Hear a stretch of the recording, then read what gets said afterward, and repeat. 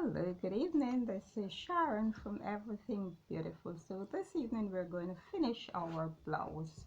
So we did the upper part of the blouse. Now we'll make the bottom part of the blouse.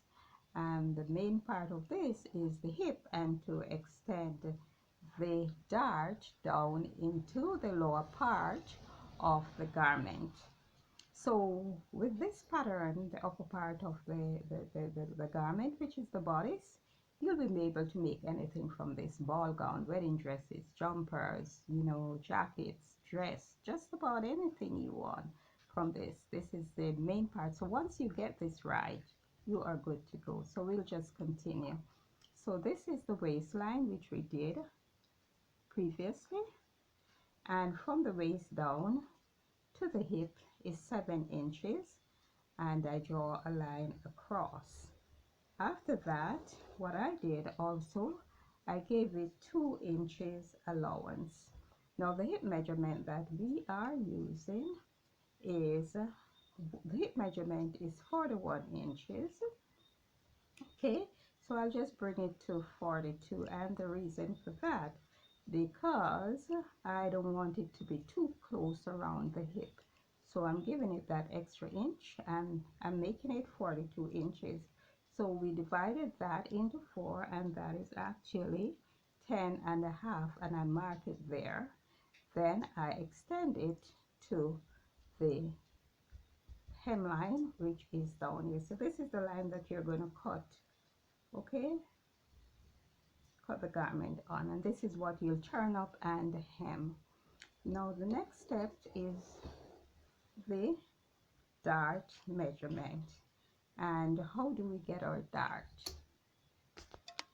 We will now extend the dart from the upper part of the garment to the bottom, and that is 4 inches down. So I'm putting it on the waistline here, and I'm bringing it to 4 inches down, and I put a pin there. Okay, I also marked it. Now I'm using the bust, the apex, bust point to bust point. I am using 8 inches, and therefore I will be dividing that in 2, and I'm going to measure 4 inches. So that is our 4 inches, and remember I measured down 4 inches for the bottom of the dart and 4 inches across, and I put my pin there, mark it. So this now is joined to the upper part of the dart, and this is the center line, and I will just slant it to meet back with that dart at the upper part. So if you know, remember we had 1 inch for our dart, so this is the bottom of the dart. So if the dart is like upside down now, so you're just going to slant it on both sides to meet back with the 1/2 inch on both sides, and that has completed our dart and the bottom part of the blouse. So what else do you need to know about this blouse now? So for the neckline, you will cut this out. Of course, you'll add 1/2 inch allowance here and 1/2 inch allowance there.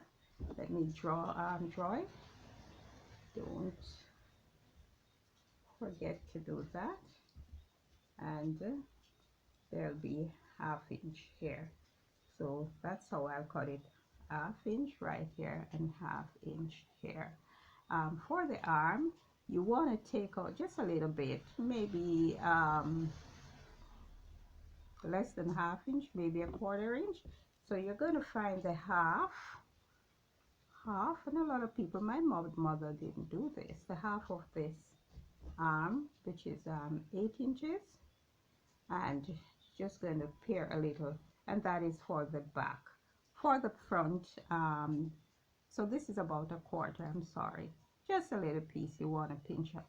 Another thing I want to tell you, please ensure that you take your shoulder measurement right at the tip of the shoulder where the bone is. You can feel that little bone.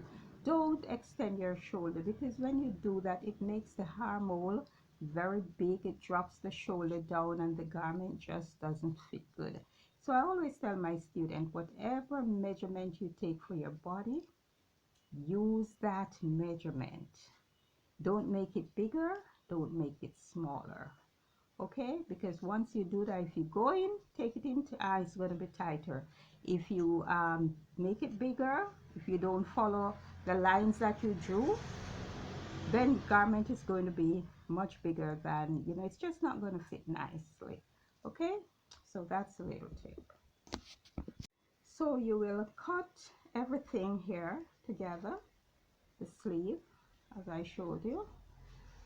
You can also cut this on this line, and when you finish and separate it, you can take out the little 1/4 inch here, and you will do the same for the front, except for the front you can take out maybe you know, 1/2 inch or a little bit more than 1/2 inch. Okay, and for the neckline, now I come over, I put a dot there, a little mark there to indicate where the neckline stops, and I have it here also. Now I came down 3 inches with the front of the neckline, 3 inches, and the back neckline determines the front neckline. So I didn't have to make anything here, you know, draw anything. It's the back that decides this. So you're now going to cut this right around like that, and then you will have your neckline. So that's it.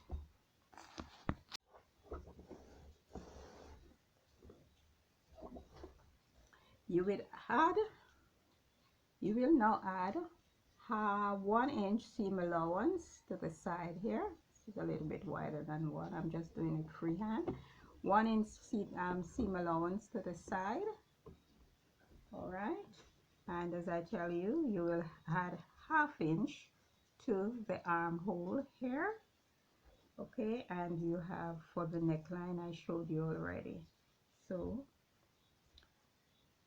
pin your darts and ensure that it reflects on all 4 parts of the garment. Once you cut the side open and you separate, you know, pull it, you just mark your darts so you know where your darts are, because without the darts the garment just doesn't fit well. So thank you for watching, and we will continue. I will show you how to, you know, to assemble it, to sew it, and I'll show you also how to finish the skirt. Thank you for watching.